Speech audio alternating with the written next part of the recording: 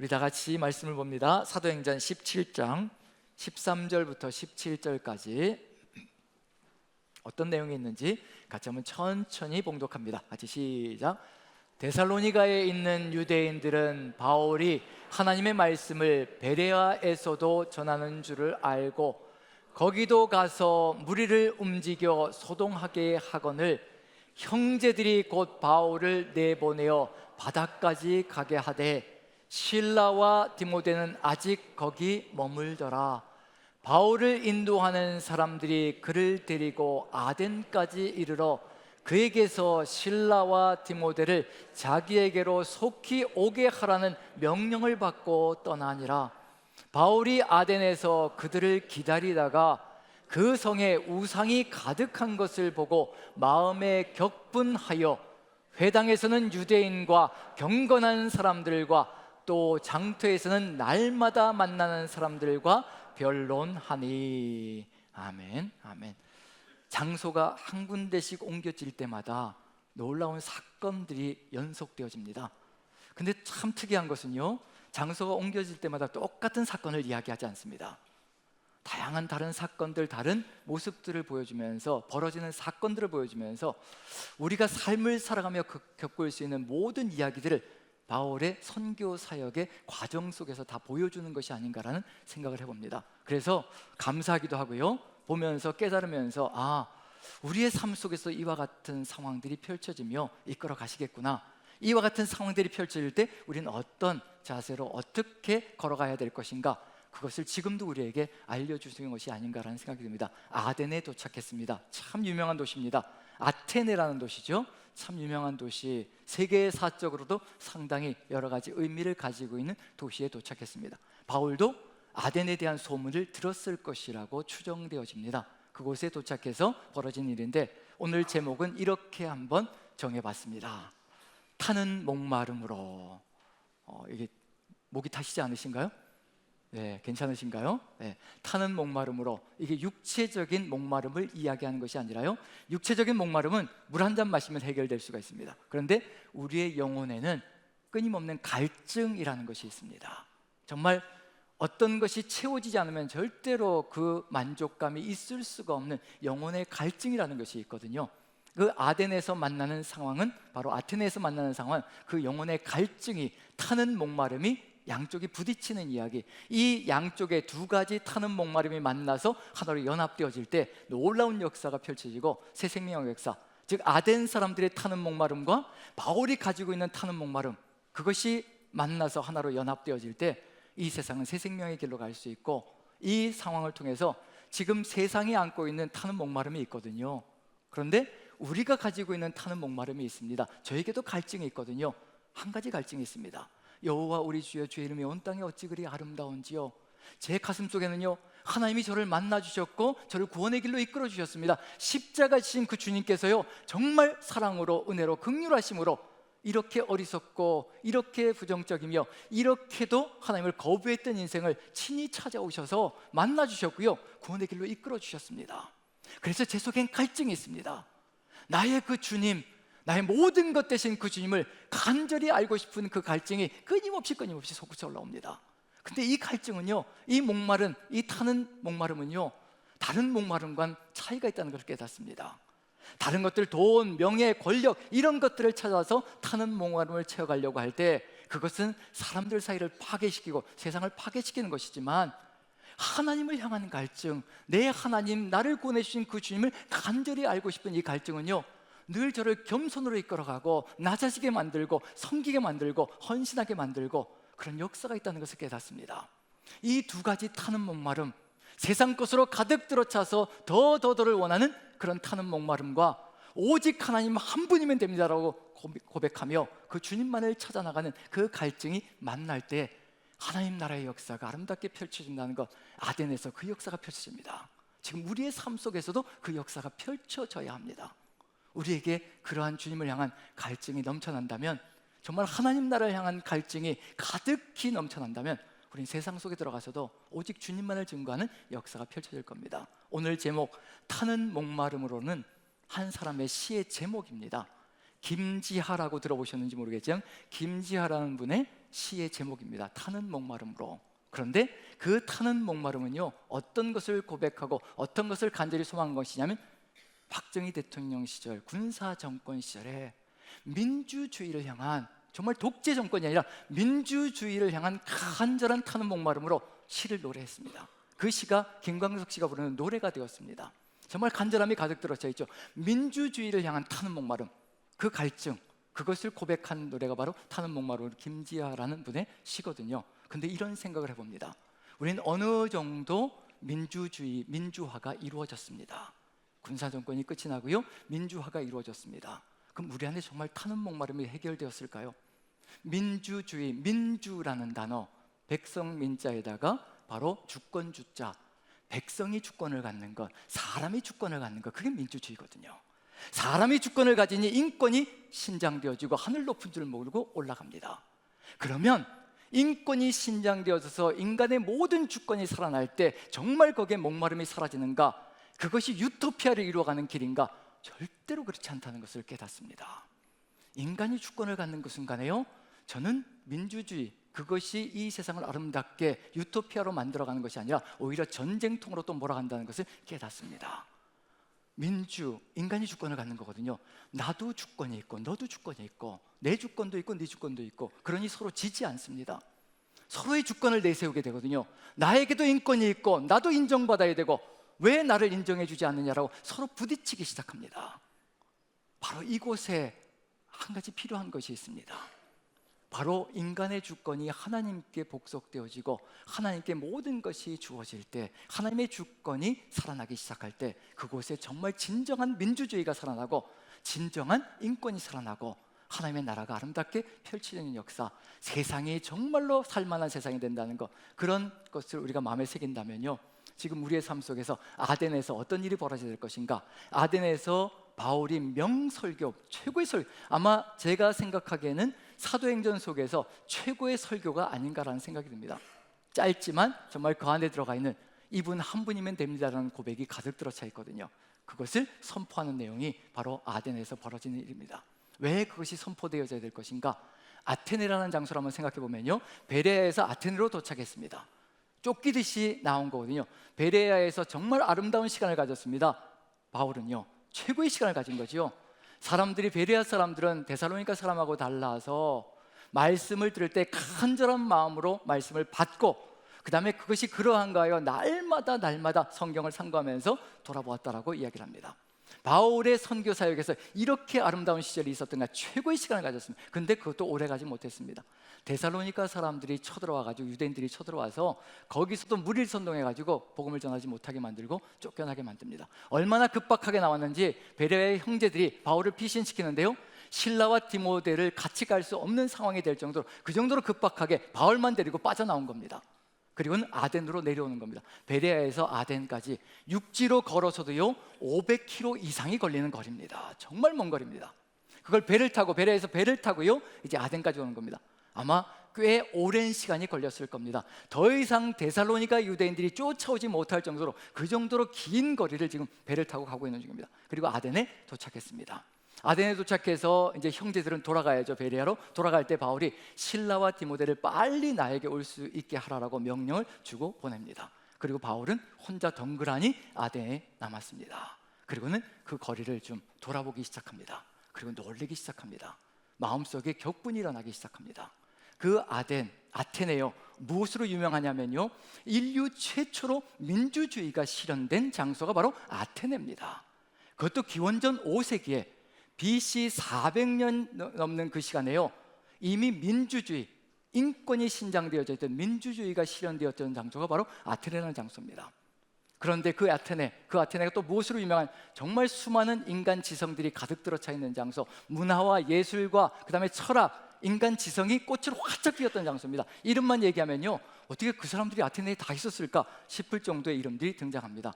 소크라테스, 아리스토텔레스, 플라톤, 제논, 그 다음에 에피쿠로스, 수많은 유명한 철학자들이 거기서 태어나서 거기서 활동했고요, 거기서 인간 지성을 꽃을 피웠던 장소입니다. 철학하면 아테네고, 철학하면 소크라테스부터 시작해서 플라톤으로 연결되거든요. 그 정도의 장소입니다. 저는 이렇게 생각합니다.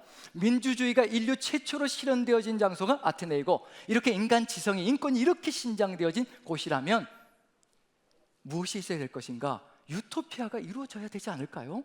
그 정도면. 그런데 그곳에 바울이 돌아다니며 본 것이 뭐냐면 수많은 우상들로 가득 들어차 있는 것을 봅니다. 아니, 민주주의와 이렇게 인간 지성과 최고의 지성과 우상이 같이 갈 수나 있을까요? 같이 갈 수 없는 거잖아요. 지성이 넘치면 우상은 사라져야 되는 건데, 그런데 어떻게 된 것인지 우상이 더 넘치는 장소, 다른 어떤 지역보다도 우상이 가득 들어차 있다고 얘기합니다. 자, 우리가 지금 삶을 살아가며 민주화가 이루어지고 그런 삶을 살아가고 있는 중이죠. 그러면 우상이 사라질까요? 저는 그렇지 않다고 생각합니다. 지금 우리의 삶 속에 수많은 다른 것들이 우리의 삶을 차지하면서 우리를 이끌어가려고 하거든요. 우리의 삶에는 하나님이 아니시면 채워지지 않는 공간이 있다는 겁니다. 그 공간은 하나님만이 채우실 수 있고, 그 무한한 시면, 파스칼이 얘기했죠. 인간의 마음속에는 무한한 시면이 있는데 하나님만이 채우실 수가 있고, 이 하나님이 채워지지 않는 무한한 허무가 되어서 끝장나고 마는 것이 인간의 심령 속에 있다고 얘기합니다. 그래서 하나님만이 채우실 수 있는 공간이 있거든요. 다른 것으로 아무리 채우려고도 채울 수가 없습니다. 그런데 아테네를 돌아다녀 보니까 수많은 신상들과 우상들, 거기에 덧붙여서 또 신전들로 가득합니다. 어딜 먼저 가냐면 성문을 통과해서요, 판테온이라는 거리를 지나가면요, 질비하게 우상들이 좌우로 서 있습니다. 그리고 거기만 있는 것이 아니라 곳곳에 우상들과 제단들이 서 있습니다. 그리고 그것을 통과해서 어디로 가냐면 아크로폴리스라는 장소로 올라갑니다. 아테네에서 가장 높은 장소이고요, 산에 우뚝 서 있거든요. 근데 거기가 어떤 장소인가? 요즘 고고학적인 발굴로도 계속 이루어지고 있는 중이거든요. 한번 아크로폴리스, 아테네 중심을 한번 보시죠. 한번 사진을 보여드리겠습니다. 보여주시죠. 네, 저게 아크로폴리스거든요. 아테네 중심이면서요, 우뚝 솟아 있습니다. 산 정상에 우뚝 솟아 있는데 저 위에 뭐가 가득 들어차 있는가? 거리에도 신상들과 우상들, 제단들이 가득히 들어차 있는데 중심에도 저런 아크로폴리스가 서 있고, 거기에 그 꼭대기에 프로필라이아라는 이제 문이 있거든요. 입구가 있습니다. 그 입구는 신성과 세속을 구분하는 장소입니다. 이제 저 문을 통과하는 그 순간에 신성한 장소로 들어간다는 얘기거든요. 그게 바로 속과 성을 가르는 장소가 됩니다. 프로필라이아가 있고요, 파르테논 신전이 있고, 거대한 신전이거든요. 아테나, 즉 아테네라는 도시 이름이 아테나라는 전쟁과 지혜의 여신의 이름에서 온 겁니다. 그래서 아테나를 숭배하는 도시가 바로 아테네라는 도시라는 얘기거든요. 그래서 파르테논 신전에 아테나 여신을 모시고 숭배하고 있는 중이거든요. 가장 거대한 신전이 될 겁니다. 그런데 이 신전, 파르테논 신전은요, 많이 부서졌는데도 불구하고, 폐허가 되었는데도 불구하고 그 웅장함이 정말 세계적이거든요. 그래서 유네스코 세계문화유산에 1호로 등록이 되었습니다. 1호라는 얘기는 뭘까요? 그 정도로 어마어마하다는 얘기거든요. 그 파르테논 신전이 있고, 아리테미스 신전이 있고, 아테나 니케 신전이 있고, 아테나 프로마코스 신상이 있고요, 예 파르테논 신전 터가 있고, 에레크테이온 신전이 있고, 에레크테이온 신전은 바로 포세이돈을 또 숭배하는 장소이기도 합니다. 거기에 덧붙여서 또 제우스 신전이 있고, 저 꼭대기에 지금은 많이 폐허가 되어 있지만 수많은 신전들이 으리리하게 솟아 있었던 것이 바로 그 당시에 바울이 보았던 모습입니다. 그 당시에 바울이 보았을 때 어느 정도였을까 짐작이 가죠. 지금 다 부서져 있는, 폐허가 되어 있음에도 불구하고 그 웅장함은요, 이루다 말할 수 없습니다. 그래서 저도 이제 가보진 못했으니까 요즘 좋은 게 있잖아요. 영상으로 가는 성지순례가 있잖아요. 그래서 영상으로 한번 저도 봤거든요. 몇몇 분이 이렇게 만들어 놓은 영상을 살펴보았는데, 특징이 뭐냐면요, 저 파르테논 신전 이런 걸 보면서 좀 폐허가 돼서 재건하고 있는 중인데, 저는 이분들이 성지순례 소개자, 가이드라고 이렇게 얘기하는데, 저 파르테논 신전을 보면서 막 어마어마함에 그 장관에 아주 감탄을 하는 거예요. 이 세상에 이렇게 웅장한 신전이 있을까요? 하면서 저는 그래서 보면서 이분이 예수님을 증거하는 분인가, 아니면 저렇게 파르테논 신전의 웅장함에 현혹되는 분인가, 무엇을 소개하려고 하는가, 이 속에 뭐가 들어가 있냐면 그 정도로 어마어마하다는 얘기입니다. 거의 부서져서 흔적이 남아있는데도 불구하고, 그럼에도 불구하고 그 웅장함에 기가 질린다는 얘기. 저 앞에 가면 그 정도가 된다는 얘기입니다. 그게 만약에 바울이 모든 신전들이 다 서 있었던 그때, 바울은 그걸 다 봤거든요. 이미 BC 400년경부터 파르테논 신전이 건설되어졌으니까 이스라엘 민족이 포로에서 해방되어져서 느헤미야 시절이었거든요. 그때는요, 그때 이미 파르테논 신전은 건축되기 시작했습니다. 바울은 그걸 다 보고 있는 중입니다. 보고서 지금 얘기하고 있는 중이거든요. 그런 상황 속에서 우상들이 가득 들어찼고 신전들이 으리라게 큰 것들로 가득 들어차 있습니다. 그런데 바울이 본 게 하나 있습니다. 왜 이렇게 가득히 들어찰까? 바울이 이들 삶 속에서 본 게 뭐가 있을 것이냐면요, 왜 이렇게 신전들을 짓고 우상들을 만들어 놓을까? 왜 그럴까? 왜 그럴까요? 신전들을 만들고 우상들을 더 크게 만들고 신전을 더 크게 만들고 더 거대하게 만들고 왜 그럴까요? 딱 한 가지가 답일 겁니다. 속이 비어서 그럴 겁니다. 속이 채워지지 않아서 그렇습니다. 끊임없이 뭔가를 갖다 채워야만 거기에 채워질 줄 알고 끊임없이 신전을 으리라게 짓고 수많은 것들을 갖다 채우려고 하지만 그 속은 절대로 채워지지 않습니다. 그게 바로 우상숭배의 삶의 모습이거든요. 다른 것들을 채우려고 한다는 얘기가 되는 거죠. 그래서 바울이 보면서 선포하는 내용이 있죠. 그리고 또 이 아테네 사람들의 그 특징이라는 것이 있습니다. 이렇게 신상들과 신전들이 으리라고 신들이 많다면 무엇이 이루어질 것인가? 채워짐이 있어야 되잖아요. 근데도 계속 만들고 있는 중이고요, 뭔가를 찾아가고 있는 중입니다. 그게 바로 이 사람들의 삶의 상태를 보여주고 있는 중이거든요. 그래서 한번 살펴보면요, 바울이 복음을 증거할 때 아테네 사람들이 이제 붙들고 아레오바고로 데리고 가는데 한번 왜 데리고 가는지 한번 살펴봅니다. 자, 17장 19절부터 21절까지요. 어떤 단어가 마음에 와닿는지 한번 살펴보시죠. 이들이 추구하는 것이 무엇인지 한번 살펴보라는 얘기입니다. 같이 한번 읽어봅니다. 시작. 그를 붙들어 아레오바고로 가며 말하기를 내가 말하는 이 새로운 가르침이 무엇인지 우리가 알 수 있겠느냐? 내가 어떤 이상한 것을 우리 귀에 들려주니 그 무슨 뜻인지 알고자 하노라 하니 모든 아덴 사람과 거기서 나그네 된 외국인들이 가장 새로운 것을 말하고 듣는 것 이외에는 달리 시간을 쓰지 않음이더라. 자, 21절에서 아테네 사람들의 특징을 한번 찾아보시죠. 무엇을 추구하고 있는 중인가? 가장 새로운 것을 계속해서 찾아가고 있는 중입니다. 새로운 것만 보이면 그걸 또 찾아서 집어넣으려고 합니다. 이게 무슨 얘기일까요? 채워져 있으면 새로운 것이 필요가 없거든요. 우리는 새로운 것이 필요하지 않습니다. 누구만 바라보면 되는 걸까요? 오직 하나님이 우리의 모든 것 되시고 전능자 되시니 우리는 하나님만 바라보면 되는 거거든요. 하나님만 추구하면 되는 겁니다. 새 것이 필요가 없습니다.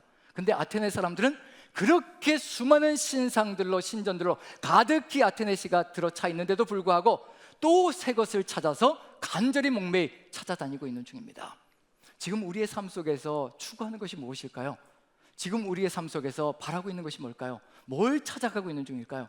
정말 하나님 한 분만을 바라며 걸어가고 있는 중인지 아니면 다른 많은 것들을 채우려고 애를 쓰고 있는 중인지 그것을 살펴본다면 내가 정말 하나님 한 분만으로 가득히 채워져 만족하고 있는 존재인지 아닌지 살펴볼 수 있을 것이라는 것. 무한한 시면 속에 오직 하나님이 들어차 계시다면요, 하나님이 함께 하신다면 우리는 만족감을 느끼며 살아갈 겁니다. 다윗이 이야기한 것이 있죠. 다윗이 고백한 것이 있습니다. 시편 131편에 이렇게 고백합니다. 젖된 어린아이가 어머니 품에 있는 것 같이 내 영혼이 젖된 아이와 같도다라고 고백합니다. 젖된 아이, 젖을 잔뜩 먹고 배부르게 엄마의 품에서 안겨있는 아이를 생각해 보십시오. 뭐가 필요할까요? 아무것도 필요하지 않습니다. 그 젖된 아이가 어머니 품에 있음 같이 내 영혼이 젖된 아이와 같도다. 이것이 어디에서 발생되어진 것인가? 이스라엘 향해서 견문합니다. 이스라엘아 들으라. 이스라엘아 너희가 이제부터 영원까지 오직 여호와만 바랄지어다. 오직 여호와만 바라며 여호와께로 나아갈 때 이와 같이 젖된 아이가 만족감을 느끼며 어머니 품에 있는 것 같이 그렇게 살아가는 것처럼 바로 이와 같은 길을 걸어갈 수 있을 것이라는 것. 우리가 하나님 은혜 안에 거하며 그 하나님을 바라보며 나아갈 때요, 우리는 이와 같은 고백을 할 수 있을 겁니다. 제게 부족함이 없습니다라고, 더 이상 무엇이 필요 없습니다 라고 고백하는 삶이 될 거거든요. 하지만 아테네 사람들은 끊임없이 새 것을 찾아서 헤매고 있는 중입니다. 그리고 그 새 것이 끊임없이 자신들을 채워줄 줄 알고 오해하며 걸어가는 삶을 살아갑니다. 우리의 삶의 여정 속에서 우리가 무엇을 추구하며 살아갈까요? 돈일까요? 명예일까요? 권력일까요? 술일까요? 도박일까요? 그 다음에 성일까요? 이 모든 것으로 채워가려고 애를 쓰지만 단지 중독밖에 되는 것이 없습니다. 그 중독은 사람을 무너뜨리는 것이고요, 사람 사이를 파괴시키는 것이고요. 하지만 하나님을 추구하는 그 삶 속에는 중독이라는 것이 없고요, 사랑으로 가득 들어차는 삶이 이루어집니다. 이제 한 가지만 있으면 될 겁니다. 이 아테네에서 해야 될 일은 한 가지밖에 없을 겁니다. 이들의 삶 속에 반드시 있어야 될 분, 그 한 분이 있다면 이 모든 것들을 다 정리하고 새로운 삶을 살아갈 수 있을 것이라는 것. 그래서 하나님밖에는 증거해야 될 것이 없을 줄 압니다. 바로 바울이 그 하나님을 증거할 터인데, 그 하나님이 어떤 하나님인지 우리도 가슴에 다시 한 번 더 새긴다면요, 우리의 삶의 기쁨이 바로 그 안에 있다는 것을 확신할 수 있지 않을까라는 기대를 가져봅니다. 어디에서 증거를 하는가? 아레오바고로 데려갔다고 얘기하는 아레스의 언덕이라는 뜻입니다. 아레스는 전쟁의 신인데 아레스의 언덕, 바위 언덕을 얘기하는 거거든요. 거기로 바울을 데려갑니다. 아레오바고는 바로 연설하는 장소이고 법정이 열리기도 하고요, 재판이 벌어지기도 합니다. 그런 장소로 바울을 데려가면서 거기에서 선포할 수 있도록, 설교할 수 있도록 기회를 마련해 주는 겁니다. 자, 아레오바고의 모습에 대해서 지금도 현재 남아 있는 거죠. 지금 한번 사진을 보여드리겠습니다. 아레오바고. 자, 보시면 왼쪽에 보시면요, 저게 아레오바고거든요. 아레스의 언덕이라는 장소입니다. 바위 언덕입니다. 그래서 길이가 200m 정도, 그리고 폭이 100m 정도 되는 바위 언덕이 바로 아레오바고입니다. 저게 가면 가보진 않았지만요, 영상으로 보면 가운데 뭐가 박혀 있냐면 여기가 바로 바울이 서서 설교했던 장소입니다라고 팻말을 붙여놨어요. 박아놨습니다. 그리고 밑에, 바위 밑에는요, 뭐가 있냐면 이렇게 동판이 붙여져 있습니다. 그 동판에는 사도행전 17장 22절부터 32절까지의 내용, 바울이 거기서 선포했던 내용이 동판에 기록되어져서 딱 붙여져 있습니다. 바로 이것이 여기서 선포되어졌다는 얘기거든요. 그런데 이 아레오바고가 어떤 위치에 위치하고 있는 중인가 한번 살펴보면요, 정말 얼마나 바울이 용감한 존재인가도 생각해 볼 수 있지 않을까라는 계절을 가져봅니다. 왜냐하면 저 바위산이 무엇과 연결되어 있냐면 바로 아크로폴리스, 아까 그 신상들과 신전이 우람하게 웅장하게 펼쳐져 있는 것과 연결되어져 있습니다. 바로 보이는 거죠. 지금 거기에 서서 바로 저 아크로폴리스를 바라보면서, 그리고 서 있는 시민들은요, 저 아크로폴리스가 그대로 보입니다. 저 웅장한 신전들이 하늘에다 보이는 거거든요. 그 상황 속에서 말씀을 증거하는 겁니다. 무엇을 증거해야 될 것인가? 저 신전에 들어있는 신들이 아니라 바로 살아계신 하나님이 누구이신가를 증거하는 것이 바로 바울의 사명 속에 들어가 있고, 그 하나님이 바로 우리의 삶 속에 주권자로 살아계실 때 우리의 삶은 새로운 길을 걸어갈 수 있다는 것을 증거할 터인데, 이제 바울의 선포 속에 하나님이 어떤 분인가를 한번 살펴보기로 하죠. 자, 한번 살펴봅니다. 자, 24절입니다. 17장 24절. 바울이 선포하기 전에 뭐라고 먼저 질책하지 않습니다. 우상이 많은 것을 보고 야단치지 않습니다. 그래서 우리의 삶 속에서도 역시 마찬가지로 세상 사람들이 우상을 섬기며 나아간다고 해서 야단칠 일이 아니고요, 하나님을 모르기 때문에 그런다는 것은 너무도 분명합니다. 아덴 사람들아, 내가 돌아다니다 보니 너희들이 종교심이 특심하더라, 종교심이 강하더라. 왜냐하면 신상들을 보고 신전들을 보니까 너희들에게 종교심이 정말 강하게 있다는 것을 내가 알았다. 그리고 나서 너희들이 보니까 알지 못하는 신에게라는 제단도 있더라. 이게 무슨 얘기일까요? 알지 못하는 신, 아직 찾지 못하는 신, 그 신이 우리에게 오면 우리가 또 채워질 수 있지 않겠느냐는 그런 마음을 가지고 있다는 얘기거든요. 너희가 알지 못하는 신에게라는 제단도 만들어 놓은 것을 봤는데, 내가 그 알지 못하는 신, 너희가 알아야만 되는 그 신을 내가 증거할 것이라. 그리고는 이제 선포가 시작되는 겁니다. 24절부터 시작되는 겁니다. 24절 같이 한번 읽어보죠. 시작. 우주와 그 가운데 있는 만물을 지으신 하나님께서는 천지의 주제시니 손으로 지은 전에 계시지 아니하시고. 분명히 선포하는 것이 있습니다. 뭐가 내려다 보이는 장소냐, 뭐가 올려다 보이느냐면요, 지금 아크로폴리스의 그 웅장한 신전들이 다 올려다 보이는 장소거든요. 그런데 그 신전들을 향하여 무엇이라고 얘기하면, 저렇게 사람의 손으로 지은 신전에는 절대 하나님은 계시지 않다라고 선포하는 겁니다.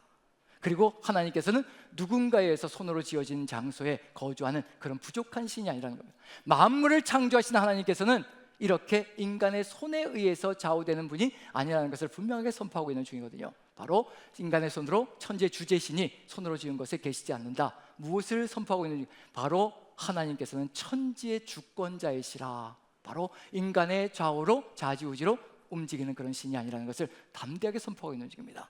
천지를 지으신 그 하나님, 주권자이신 하나님, 한번 생각해 보시죠. 바울은 지금 어떤 위치에 있는 중인가? 바울이 어떤 사람인가 한번 생각해 보시죠.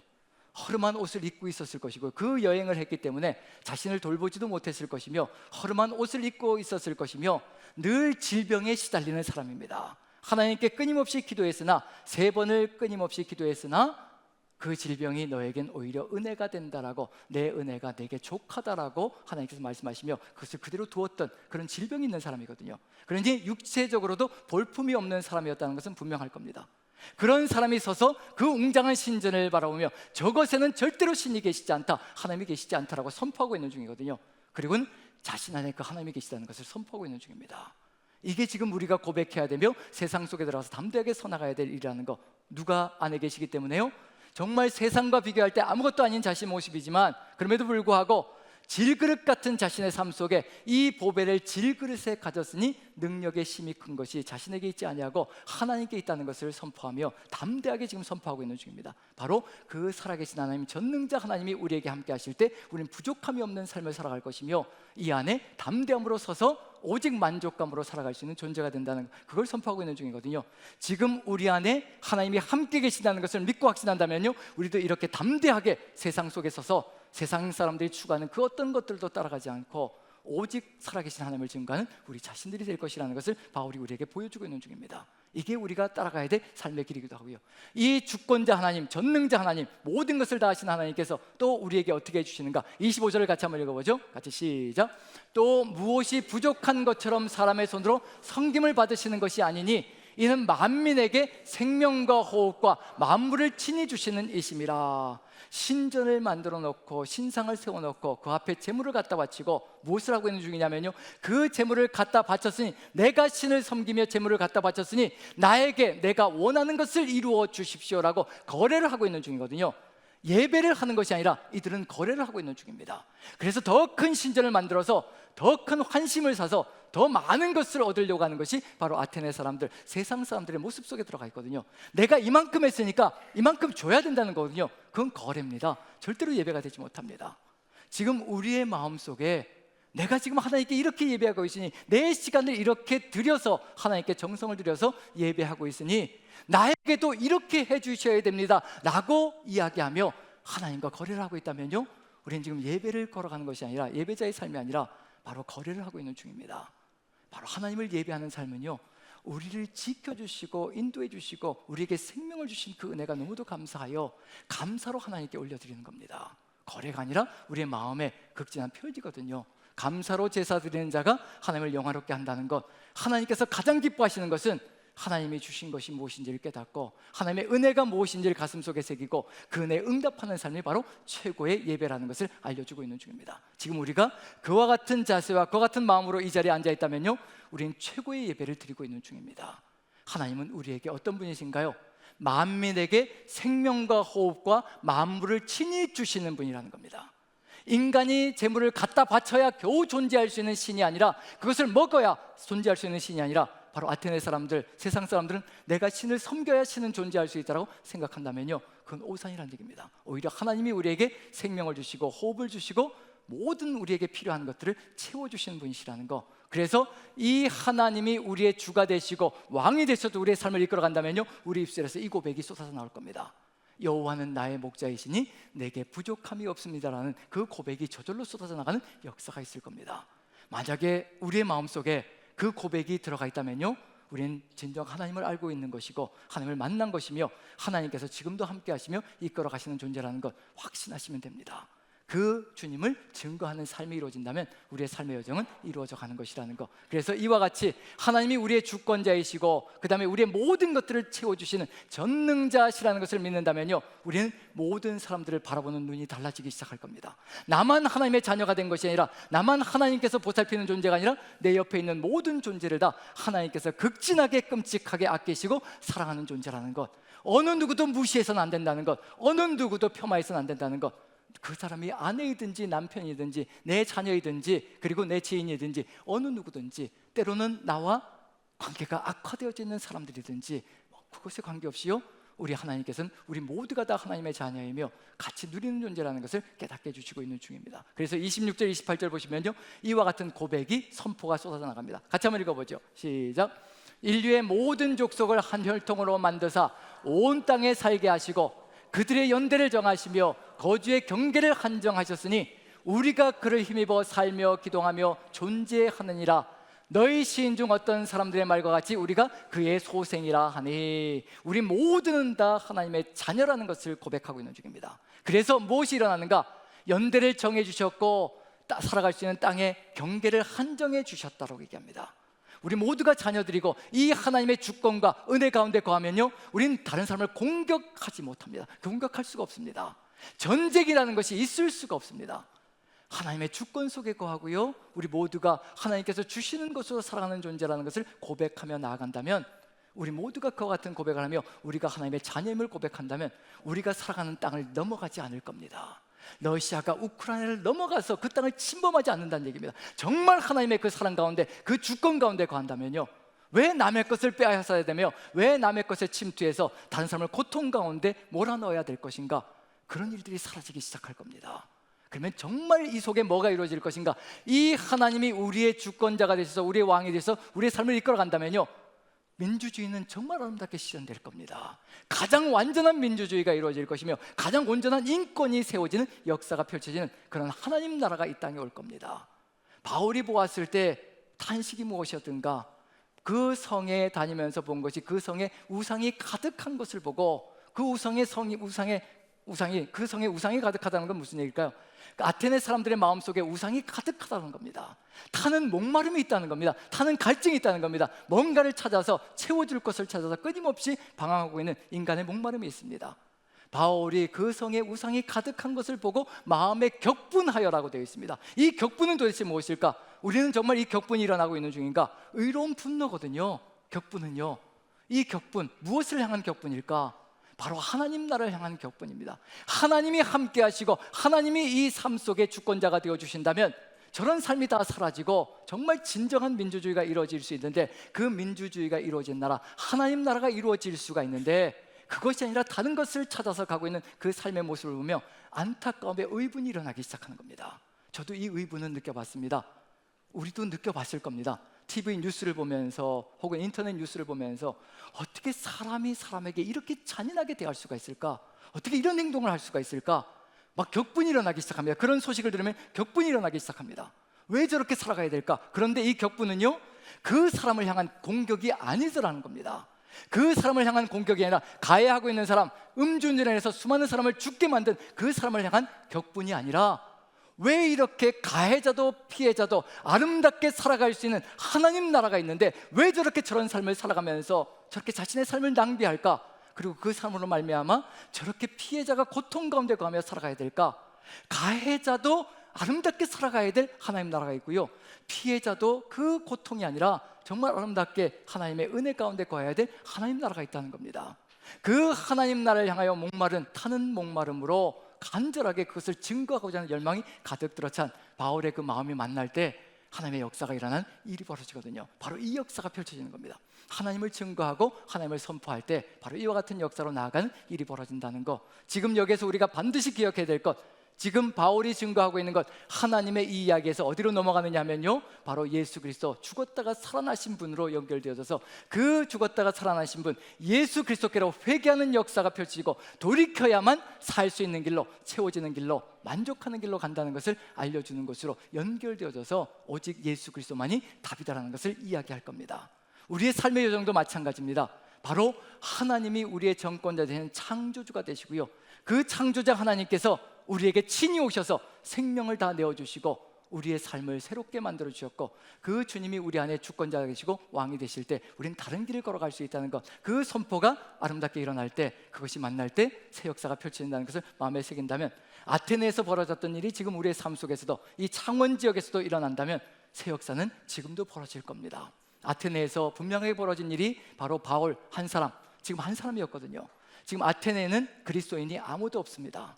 예수 그리스도를 믿는 사람이 한 사람도 없습니다. 단지 바울 한 사람이 가서 이렇게 선포를 했거든요. 지금 우리 시대, 이 시대 아테네 한번 돌아본다면요, 지금 300만의 인구가 살고 있는 것이 지금 현재 아테네입니다. 약 2000년이 흘렀습니다. 바울 한 사람이 가서 이렇게 하나님만이 우리의 만족이시며 우리의 모든 것 되신다는 것, 하나님의 주권자가 되신다는 것, 이 하나님이 우리와 함께 할 때 우리의 삶에 부족함이 없다는 것을 선포하고 이 하나님께로 돌이킬 것을 촉구했던 이 선포, 단 한 사람의 선포가 2000년이 지난 오늘날 이 시대에 300만이 살고 있는 아테네의 95%가 그리스도인이라고 얘기합니다.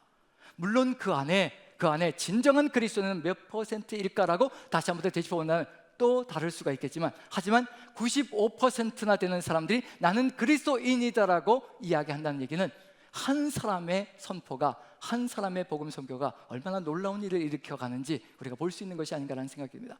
지금 우리 시대에도 이 창원 지역, 우리는 이 창원 지역에 살고 있는데 95%가 아직 예수 그리스도를 알지 못합니다. 약 5% 정도만이 그리스도인입니다.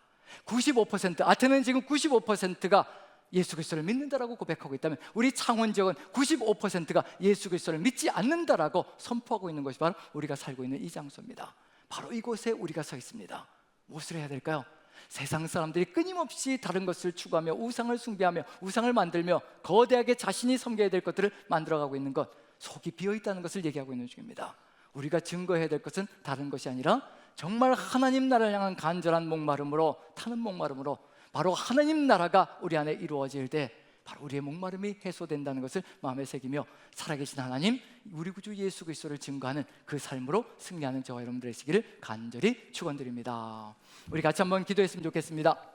우리의 삶의 여정 속에 지금도 우리 주님께서 우리를 통하여서 이 세상 속에 우상으로 가득 들어차 있는 이 세상 속에, 그리고 하나님만이 채울 수 있는 공간에 끊임없이 돈으로, 그리고 명예로, 권력으로, 술로, 도박으로, 성으로 가득히 채워서 어찌하든지 이 공허함을 채워가려고 하는 이 세상 속에서 오직 하나님만이, 살아계신 전능자 우리 하나님, 우리 구주 예수 그리스도만이 그 삶을 채워줄 수 있는 유일한 분이라는 것을 우리가 고백하며 선포하며 삶으로 증거하는 그 삶을 살아가게 하여 주시옵소서. 그리하여 이 창원 지역이 정말 주의 은혜 가운데 주의 뜻을 받들어 나가는 귀한 사람들로 가득하게 도와주옵소서. 다 같이 한 목소리로 기도합니다. 기도하겠습니다. 사랑의 하나님, 우리 주님께서 함께하여 주시어서 우리가 살아가는 이 세상, 우리를 세워주신 이곳에 아버지, 우리가 증거해야 될 내용이 있습니다. 우리에게 감사로, 영광으로 가득 채워주신 우리 주님, 우리에게 만족감으로 가득 채워주신 우리 하나님, 그 하나님을 증거하는 삶을 살아갈 수 있게 도와주시옵소서. 오직 주 예수 그리스도만이 우리의 삶의 만족이라는 것을 우리가 가슴에 새겨 싸우니 그 주님을 오직 세상 속에서 담대하게 증거하는 우리의 삶이 될 수 있도록 이 창원 지역에 우리가 소금이 되고 빛이 되게 도와주시옵소서.